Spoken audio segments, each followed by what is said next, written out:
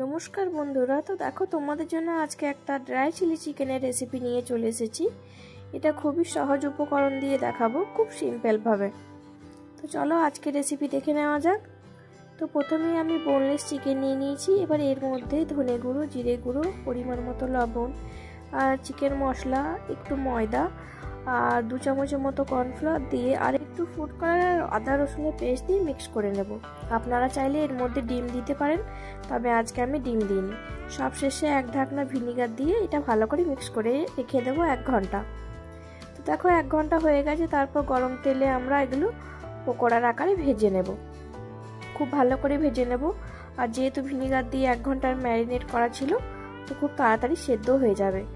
এবার সব পকোড়াগুলো ভাজা হয়ে গেছে। এবার ওই কড়াই আমি একটু তেল কমিয়ে নিয়ে ওর মধ্যে রসুন কুচি, কিপ করে কেটে রাখা পেঁয়াজ আর ক্যাপসিকাম দিয়ে ভালো করে হালকা হাতে নাড়াচাড়া করে অল্প একটু লবণ দিয়ে উপর থেকে soy sauce, tomato sauce, chilli sauce আর সেজওয়ান কেচাপ একটু দিয়ে পরে ভালো করে মিক্স করে নেব।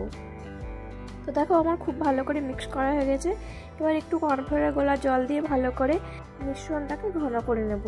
উপর থেকে আমি পকোড়াগুলো দিয়ে ভালো করে একটু নাড়াচাড়া করে এটা গরম গরম নামিয়ে নেব। এটার মধ্যে আর কোনো রকম জল ইউজ করা যাবে না। আর দেখো খুব সুন্দর করে আমাদের ড্রাই চিলি চিকেন রেডি হয়ে